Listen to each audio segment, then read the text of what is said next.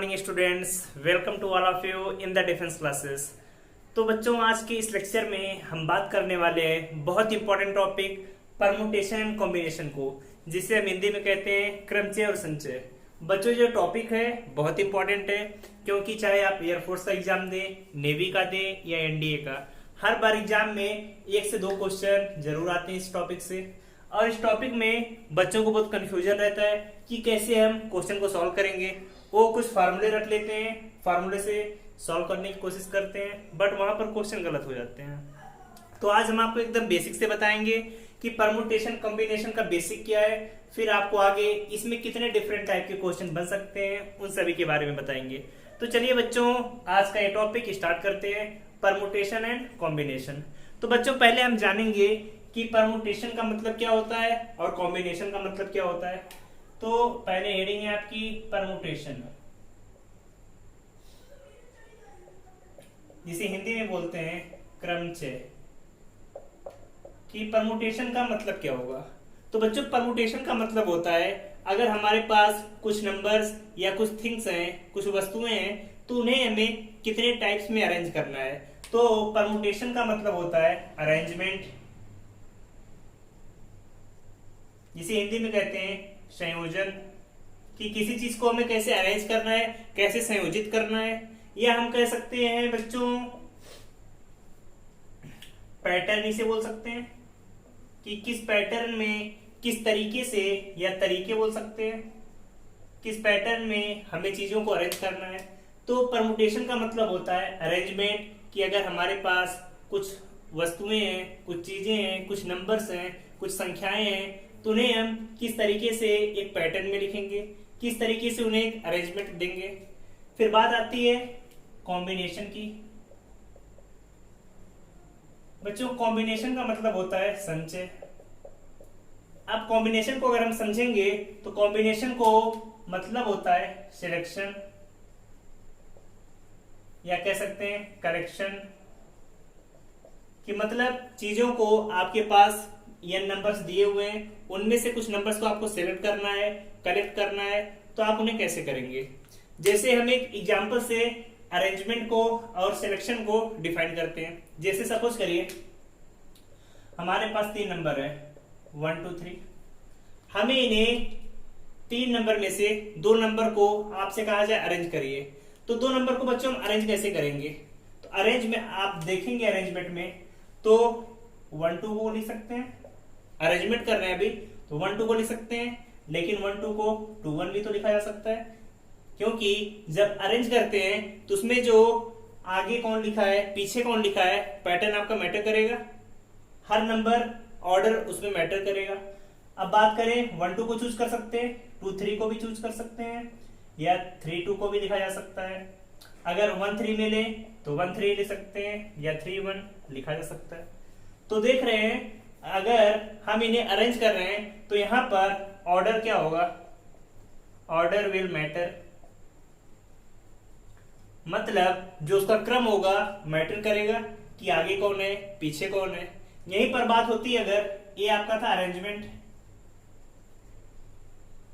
अगर 3 नंबर में से कहा जाए 2 नंबर को सिलेक्ट करिए, सिलेक्शन करना है आपको, तो सिलेक्शन में आप देखते हैं 3 नंबर चुनना है, किन्हीं भी 2 नंबर को सिलेक्ट कर लीजिए। जैसे 1 2 3 में 1 2 को हमने सिलेक्ट कर लिया, 1 2 को नहीं करना है 2 3 को कर लिया, 2 3 को नहीं करना है तो 3 1 को कर लिया। तो यहां पर देख रहे हैं कभी भी ऑर्डर मैटर कर रहा है। यहां पर ऑर्डर विल नॉट मैटर, मतलब जो आपका क्रम होगा कभी भी मैटर नहीं करेगा, किसमें, जब सिलेक्शन होगा। इसीलिए जो नंबर ऑफ कॉम्बिनेशंस होते हैं या कॉम्बिनेशन संचय होते हैं, इनका मान हमेशा परमुटेशन से कम होता है, क्योंकि इसमें ऑर्डर मैटर नहीं करेगा। जैसे 1 2 था तो 1 2 लिखें या 2 1 लिखें, बात दोनों की एक ही है। सिलेक्ट करना है, 2 नंबर है, 2 आदमी है, 2 आदमी को सिलेक्ट करना है 3 में से, तो आप इन्हें सिलेक्ट करें, इसे करें, या पहले तीसरे को करें, कोई मैटर करेगा नहीं करेगा। लेकिन अगर अरेंज करना है तो वहां पर पहले दूसरे को ले रहे हैं या दूसरे पहले को ले रहे हैं, ये चीजें मैटर करेंगी बच्चों। तो आप सभी को परमुटेशन और कॉम्बिनेशन में बेसिक डिफरेंस समझ में आ गया कि जब कभी अरेंजमेंट की बात आएगी तो उसे आप परमुटेशन में रखेंगे और वहां पर ऑर्डर जो है कौन आगे लिखा है कौन पीछे है ये मैटर करेगा। यहीं पर बात होगी जब सिलेक्शन की। सिलेक्शन में कभी भी ऑर्डर मैटर नहीं करेगा, आप आगे लिखें या पीछे लिखें, हमेशा वैल्यूज क्या आएंगी, बराबर आएंगी। इसीलिए आप यहां से समझ सकते हैं कि जो परमुटेशन होगा, permutation is always greater than combination, कि क्रमचय का मान, इसे हिंदी में लिख सकते हैं, क्रमचय का मान हमेशा संचय से बड़ा होगा। अभी आपको एग्जाम्पल लेकर, क्वेश्चन लेकर भी प्रूफ कर देंगे कि परमुटेशन हमेशा कॉम्बिनेशन से ज्यादा आएगा। निकालने का तरीका, परमुटेशन कैसे निकालेंगे, कॉम्बिनेशन, अब बच्चों इसके बारे में बात करेंगे। तो पहले सभी तरह नोट करिए, फिर आगे पढ़ेंगे कि परमुटेशन कैसे निकालना है, कॉम्बिनेशन कैसे निकालना है। तो बच्चों अब चलिए हेडिंग डालिए परमुटेशन। अब बात आती है परमुटेशन निकालेंगे कैसे। आज बच्चों परमुटेशन की बात करेंगे या क्रमचय की। सपोज करिए n ऑब्जेक्ट्स हैं आपके पास, n ऑब्जेक्ट्स ले सकते हैं, n वस्तुएं हैं, n ऑब्जेक्ट्स हैं। आपको n में से r को सिलेक्ट करना है। n में से we have to arrange n object, n r objects। अब हमें कहा जा रहा है कि n ऑब्जेक्ट्स आपके पास हैं, उनमें से हमें r ऑब्जेक्ट्स को अरेंज करना है। तो इसका जो हमेशा फार्मूला होगा इसे लिखते हैं npr से। n में से r को अरेंज करना है या पैटर्न में करना है तो फार्मूला होगा npr, और इसकी वैल्यू आएगी हमेशा factorial n by factorial n minus r। समझ में आया?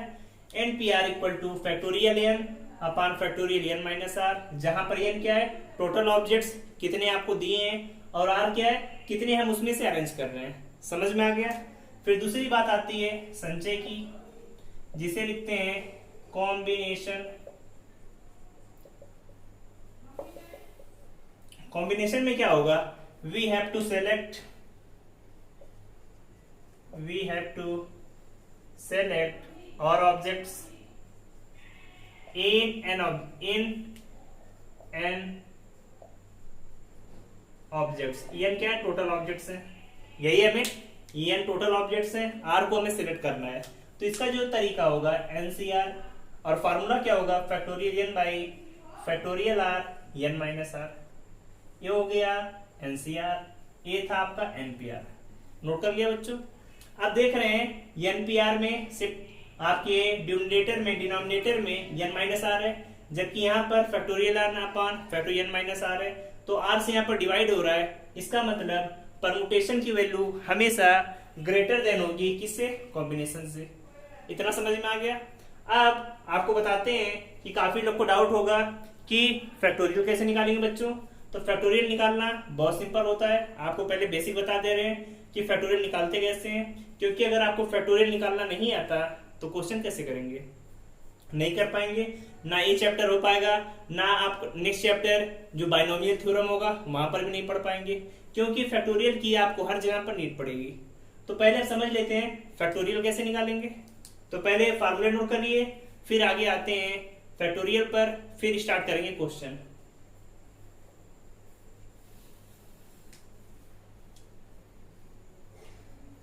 अब आते हैं बच्चों फैक्टोरियल पे कि फैक्टोरियल कैसे निकालेंगे हम। अगर कहीं पर लिखा हुआ है फैक्टोरियल n, या इसे ऐसे भी लिखा रहता है फैक्टोरियल n, इसकी वैल्यू कैसे निकालेंगे। तो बच्चों फैक्टोरियल का मतलब होता है किसी भी नंबर्स का अगर फैक्टोरियल लेते हैं तो उस नंबर का वहां से लेकर 1 तक का मल्टीप्लीकेशन। जैसे फैक्टोरियल लिखा हुआ है तो फैक्टोरियल में से एक एक नंबर करते चले जाएंगे और 1 तक मल्टीप्लाई करेंगे, तो इसकी वैल्यू आएगी n माइनस 1, n में से 1 माइनस किया, फिर n माइनस 2, n माइनस 3, ऐसे डॉट डॉट करते हुए फाइनल में आएंगे n माइनस n इंटू 1। मतलब 1 तक जहां तक आपको वैल्यू निकालनी है वो लास्ट में 1 तक आएंगे। अब जैसे यहीं पर आ जाता फैक्टोरियल 3, कोई पूछता है इसकी वैल्यू कितनी आएगी बच्चों, तो कैसे निकालेंगे फैक्टोरियल 3 की वैल्यू। तो यहाँ पर क्या करेंगे, पहले 3 आपका, फिर 3 से 1 कम किया 2, 2 से कम करेंगे 1 आ गया। जहां पर 1 आ जाएगा वहां पर छोड़ देंगे। तो फैक्टोरियल 3 की वैल्यू कितनी हो गई, 6 के इक्वल आ गई। यहीं पर अगर ऐसे होता फैक्टोरियल 4 की वैल्यू, तो फैक्टोरियल 4 निकालने के लिए 4 3 2 1 तक आ गए। तो इसकी वैल्यू आती 4 3 12, 12 में 2 का मल्टीप्लाई करेंगे 24 आ जाता। अब यहीं पर बात करें फैक्टोरियल 5 की, तो फैक्टोरियल 5 का मतलब होगा 5 का से लेकर 1 तक का मल्टीप्लीकेशन। कैसे करेंगे, 5 4 तो करेंगे 24, तो इसका आया है 24 में 5 का मल्टीप्लीकेशन करेंगे तो आ जाएगा 120। इसी तरीके से बच्चों आप फैक्टोरियल 6 की, फैक्टोरियल 7 की किसी की वैल्यू निकाल सकते हैं। जैसे अगर आपसे पूछे फैक्टोरियल 6, तो आप इसे कहां तक लिखेंगे, 6 तो लिखेंगे, 6 के बाद 5 आएगा, तो आप चाहे 5 लिखें, 4 लिखें, 3 लिखें, 5 4 3 2 1। अब ये देख रहे हैं फैक्टोरियल 5 के बराबर ही तो लिखा हुआ है, तो इसे 6 इंटू फैक्टोरियल 5 भी ले सकते हैं। अब फैक्टोरियल 5 की वैल्यू पता है 120 है, तो 6 इंटू 120 मल्टीप्लाई करेंगे 720। कोई प्रॉब्लम बच्चों इसमें नहीं होगी, समझ में आ गया फैक्टोरियल 6 की वैल्यू। अब जैसे अगर आ जाता आपसे फैक्टोरियल 10, इसकी वैल्यू निकालनी है, तो आप इसे 10 इंटू फैक्टोरियल 9 लिखकर भी छोड़ सकते हैं, क्योंकि अगर नीचे कुछ वैल्यू लिखी है तब वो कैंसिल हो जाएगा। और आगे एक्सप्लेन करना चाहें तो 10 9 के बाद फैक्टोरियल 8 लिखकर छोड़ सकते हैं। तो जहां पर आपको छोड़ना हो वहां पर फैक्टोरियल लगाकर आप छोड़ सकते हैं, वैल्यू उसकी आ जाएगी। आप और आगे जाना चाहें तो 10 9 8 7 6 फैक्टोरियल 5 पर छोड़ दिया। तो बच्चों कोई भी क्वेश्चन आएगा, किसी भी तरीके का क्वेश्चन आए, आप बहुत इजीली आसान तरीके से वैल्यू निकाल सकते हैं, कोई प्रॉब्लम नहीं होगी। बट जितने आपको तरीके बताएं आपको पता होना चाहिए। अगर फैक्टोरियल आपको अच्छे से समझ में आ गया है तो आगे के जितने भी क्वेश्चन होने वाले हैं परमुटेशन कॉम्बिनेशन पर आप समझ जाएंगे, क्योंकि सब चीजें यही तो आएंगी, बाकी तरीका आपको बताएंगे हम कैसे करने हैं क्वेश्चन। तो चलिए अभी क्वेश्चन लेते हैं, फैक्टोरियल बेस पर ही होगा क्वेश्चन। अब क्वेश्चन है आपका बच्चों,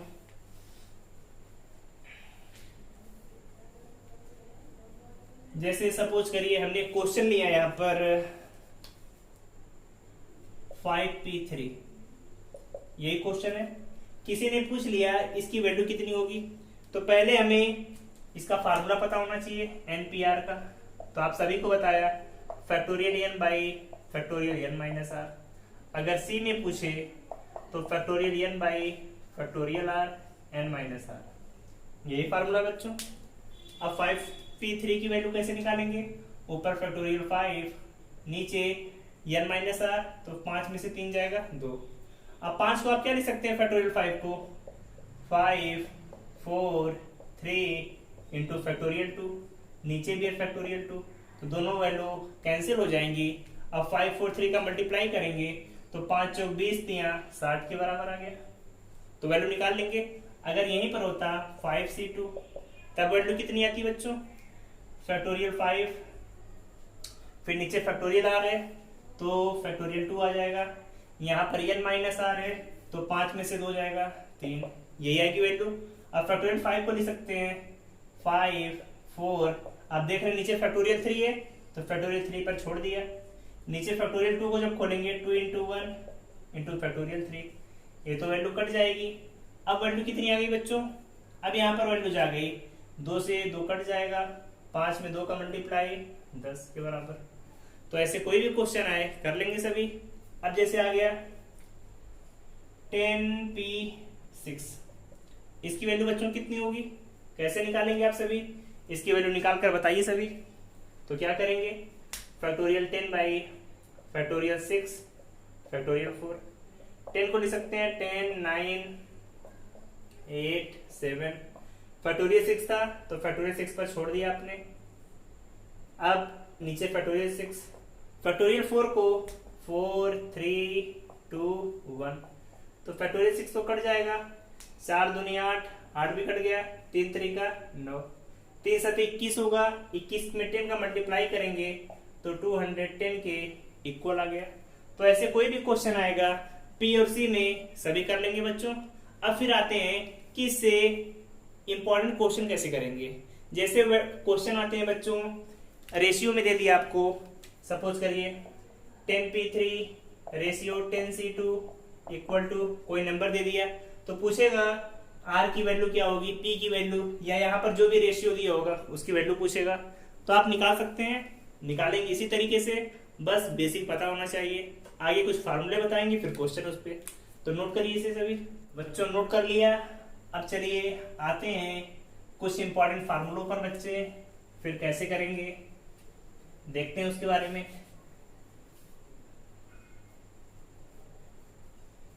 अब देखिए बच्चों, कुछ इंपॉर्टेंट फार्मूले हैं जो बहुत इंपॉर्टेंट है, तो नोट करके लिख लीजिए। इंपॉर्टेंट फार्मूला,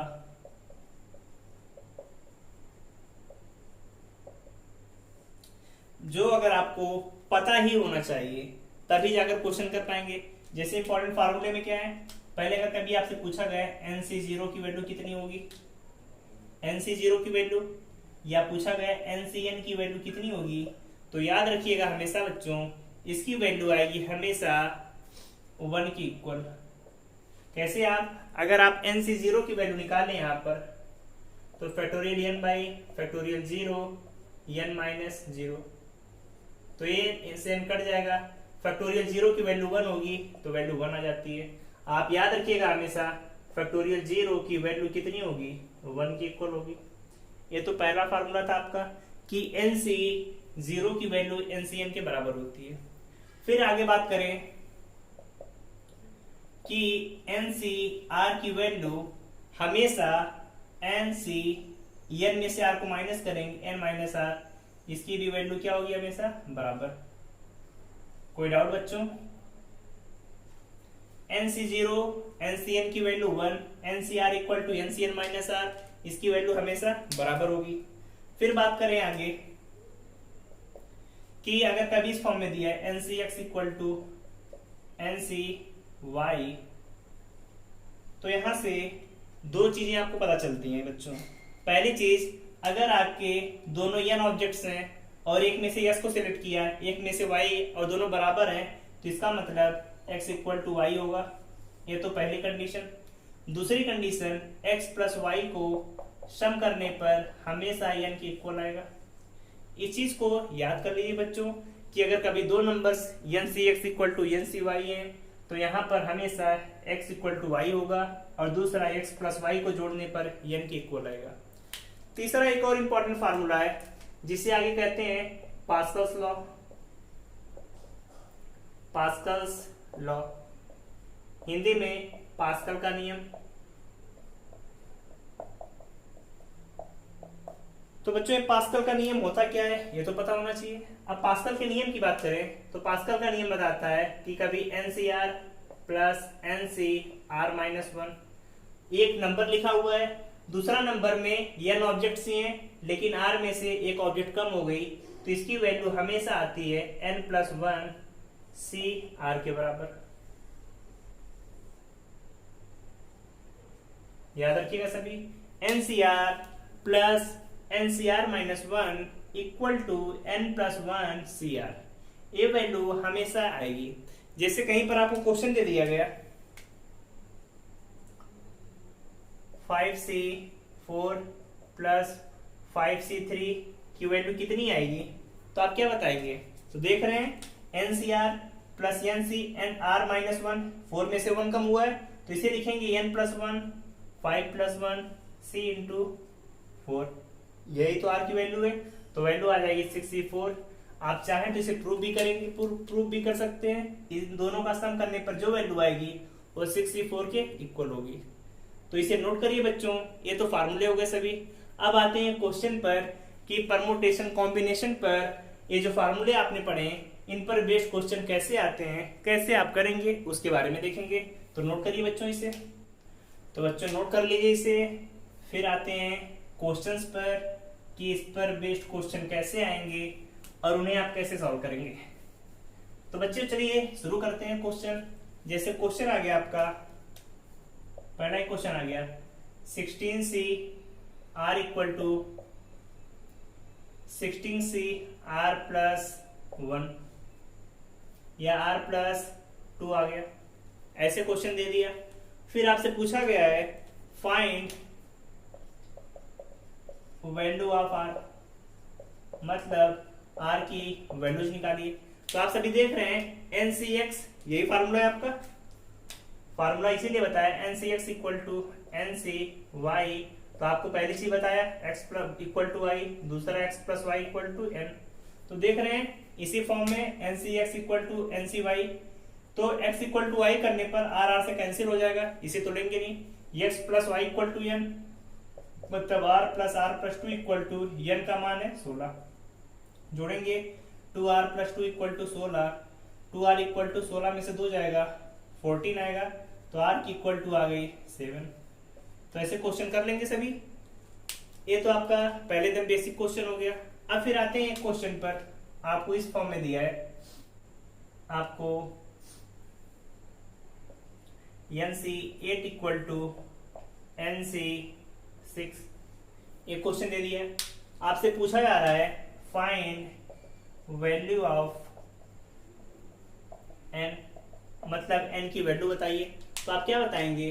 तो देख रहे हैं NCX इक्वल टू NCY, तो फिर क्या होगा, x प्लस वाई की वैल्यू n के बराबर होगी, तो n की वैल्यू आ गई 8 प्लस 6 इक्वल टू 14। कर लेंगे सभी क्वेश्चन। ये तो एकदम आपका बेसिक्स हो गया कि बेसिक क्वेश्चन कैसे आते हैं, इसे नोट करिए। फिर आगे आते हैं कुछ स्टैंडर्ड क्वेश्चन पर, जैसे एग्जाम में पूछे हुए क्या कैसे क्वेश्चन आते हैं उसे देखते हैं बच्चों। तो चलिए कुछ क्वेश्चन नोट करते हैं बच्चों। तो चलिए बच्चों, यहाँ पर 4 क्वेश्चन हमने लिखे हुए हैं, इन सभी की वैल्यू निकालनी है। अगर इतने क्वेश्चन आपने कर लिए तो आपके फैक्टोरियल के और परमुटेशन कॉम्बिनेशन के बेसिक कॉन्सेप्ट क्लियर हो जाएंगे। फिर आगे आपको बताएंगे कि कैसे कितने टाइप के क्वेश्चन बनते हैं परमुटेशन और कॉम्बिनेशन में, और सभी के तरीके क्या है। तो चलिए आते हैं पहले क्वेश्चन नंबर 1 पर। क्वेश्चन नंबर 1 दिया है NP4 equal to 12 into NP2, यही क्वेश्चन दिया है और पूछ रहा है इसे सॉल्व करके बताइए n की वैल्यू कितनी आएगी। तो बच्चों कैसे सॉल्व करेंगे, NP4 दिया है तो factorial n by n minus 4, 12 into n by n minus 2, ये फार्मूला था फैक्टोरियल का। तो देखिए n से तो n कैंसिल हो जाएगा, फैक्टोरियल माइनस 2 का इधर मल्टीप्लाई कर दिया, फैक्टोरियल n माइनस 2 अपान में n माइनस 4 इक्वल टू 12, यही वैल्यू आएगी। फिर हमने फैक्टोरियल को सॉल्व करने का तरीका बताया था कि जो वैल्यू बड़ी होती है उसे ओपन करते हैं और जहां पर छोटी वैल्यू के बराबर आएगी वहीं पर रोक देते हैं। तो n माइनस 2 को क्या लिख सकते हैं, n माइनस 2, n माइनस 3, फिर आगे n माइनस 4 आएगा तो वहां पे फैक्टोरियल लगा के छोड़ दिया आपने। नीचे भी कितना है, factorial n minus 4 equal to कितना है 12। तो देखिए n माइनस 4 कैंसिल आउट हो जाएगा। n माइनस 2 में n माइनस 3 का मल्टीप्लाई करें तो n square minus 3n minus 2n plus 2 3 जा 6 equal to 12, n square minus 5n plus 6 equal to 12, तो वैल्यू आएगी n square minus 5n minus 6 equal to 0। ये वैल्यू आ गई बच्चों। अब इसे आगे सॉल्व करेंगे तो वैल्यू आएगी n square minus 5n minus 6 equal to 0 है, तो 6 के 2 फैक्टर करेंगे, n square minus 6n plus n minus 6 equal to 0, n common है यहाँ से, n minus 6 plus 1 n minus 6 equal to 0, तो n इक्वल टू 6 और n इक्वल टू माइनस 1, तो आपको n इक्वल टू 6 लेंगे तो n इक्वल टू 6 वैल्यू इसे सेटिस्फाई करेगी, आपका आंसर आ गया। तो बच्चों ऐसे जितने भी क्वेश्चन आएंगे आप सभी सॉल्व कर लेंगे, जहां पर रेशियो वाले क्वेश्चन आए, इक्वल वाले क्वेश्चन आए, इसी तरीके से सॉल्व होंगे। फिर आते हैं क्वेश्चन नंबर 2 पर, कैसे सॉल्व करेंगे। तो बच्चों तरीका वही होगा, सिंपल सा तरीका। कैसे सॉल्व करेंगे देखिए यहाँ पर क्या करेंगे, आगे सब देखिए यहाँ पे आगे होगा बच्चों। दूसरा क्वेश्चन है आपका 18CR equal to 18CR plus 2, पूछा है RC5 का मान। तो तरीका वही रहेगा, NCX इक्वल टू NCY, तो x plus y equal to n, 2r plus 2 equal to 18, तो 2r equal to 16, r equal to 8। RC5 की वैल्यू मतलब 8C5 की वैल्यू, फैक्टोरियल 8 बाई फैक्टोरियल 5 और 8 में से 5 जाएगा 3, तो तो इसे लिखेंगे 8 7 6 फैक्टोरियल 5 फैक्टोरियल 5 फैक्टोरियल 3 को लिख सकते हैं 3 2 1 5 से 5 कैंसिल 3 2 जा 6 कैंसिल 8 में 7 का 56 आंसर आ गया आपका। तो RC5 की वैल्यू आ गई बच्चों। अब ऐसे आते हैं क्वेश्चन नंबर 3 पर, जहां पर आपको 16C1 15C1 plus 14C1 plus 40C2 की वैल्यू बतानी है। तो इसे कैसे सॉल्व करेंगे बच्चों? पास्कल का नियम आपको बताया, सॉल्व करके बताइए आंसर कितना आएगा इसका। फिर देखते हैं आगे कैसे सॉल्व करेंगे। अब देखिए जो थर्ड क्वेश्चन है दिया है 16C1 plus 15C1 plus 14C1 plus 40C2। तो आप क्या करेंगे, पहले बड़े नंबर को ले लिया 14C2 plus 14C1 plus 15C1 plus 16C1। अब देखिए पास्कल का नियम क्या था, NCR plus NC n minus r को लिखते थे NCR प्लस NCR माइनस 1 को n प्लस 1 CR। तो देखें 2 में से 1 जाएगा तो 1 ही आएगा, तो वैल्यू आएगी 15C2। इन दोनों को सॉल्व करने पर बचा 15C1 प्लस 16C1। फिर क्या करेंगे बच्चों, 15C2 प्लस 15C1 को लिखा जा सकता है NCR plus NCR minus 1 n plus 1 CR plus 16C2। फिर इन दोनों को लेंगे तो NCR प्लस NCR माइनस 1 तो n प्लस 1 CR आ गया आपका आंसर 17C2 के बराबर। 17C2 को क्या लिखा जा सकता है, आप सभी को बताया NCR को NC n माइनस आर भी लिखा जाता है, तो इसे लिख सकते हैं n माइनस आर मतलब 17C 17 माइनस 2 17C 15। इन दोनों की जो वैल्यू जाएंगी सेम आएंगी, बराबर आएंगी, चाहे आप 17C2 लिखा हो या 17C 15। समझ में आ गया। अब आते हैं फोर्थ क्वेश्चन पर। फोर्थ क्वेश्चन के बाद आप सभी के बेसिक कॉन्सेप्ट क्लियर हो गए होंगे बच्चों। अब देखिए क्या लिखा है, फोर्थ क्वेश्चन में है NP5 equal to NP3 2:1। Ratio दिया है, रेशियो का मतलब होता है अपान में बच्चों। क्या लिखेंगे, NP5 upon NP3 equal to 2/1। NP5 को लिखा जा सकता है factorial n by n minus 5 factorial n by n minus 3 equal to 2/1। यही वैल्यू है। फिर देखें आप n से n तो कैंसिल आउट, ये ऊपर चली जाएगी वैल्यू, तो factorial minus 3 upon factorial minus 5 equal to 2/1। n minus 3 को n माइनस 3 वैल्यू बड़ी है, क्या लिखेंगे n माइनस 3 n माइनस 4 आगे n माइनस 5 आएगा और नीचे भी n माइनस 5 है इक्वल टू 2/1।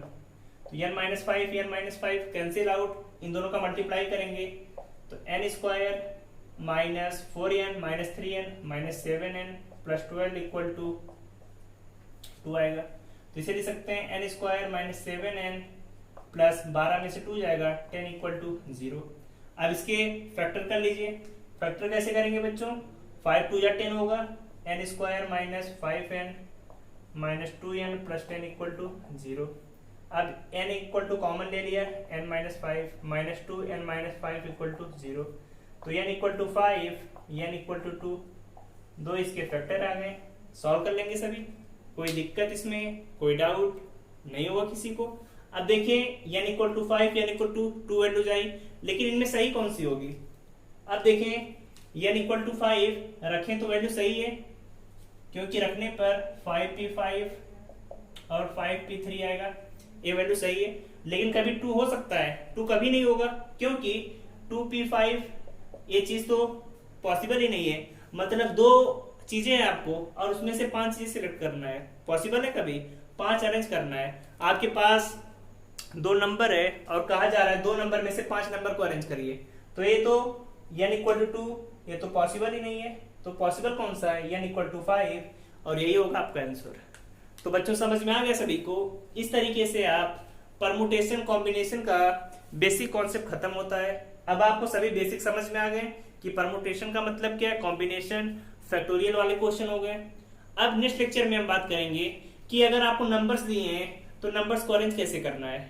5 नंबर दे दिए तो आपसे पूछेगा 5 नंबर को इस तरीके से अरेंज करिए कि जीरो पहले आए, जीरो बाद में आए, बहुत सारी कंडीशन होती हैं जिनके बारे में आपको पढ़ना है। तो आप सभी अगले लेक्चर को बहुत अच्छे से पढ़ेंगे, लेकिन उसके लिए पहला बेसिक लेक्चर आपका क्लियर होना चाहिए। तो आप सभी से अच्छे से नोट कर लीजिए। कोई डाउट हो बच्चों तो कमेंट बॉक्स में बताइएगा, आपको पॉइंट दोबारा बता देंगे। और आप सभी वीडियो को बच्चों ज्यादा से ज्यादा लाइक करिए, शेयर करिए और सब्सक्राइब करिए। मिलते हैं आप सभी से नेक्स्ट लेक्चर में। Thank you, all the best, bye bye.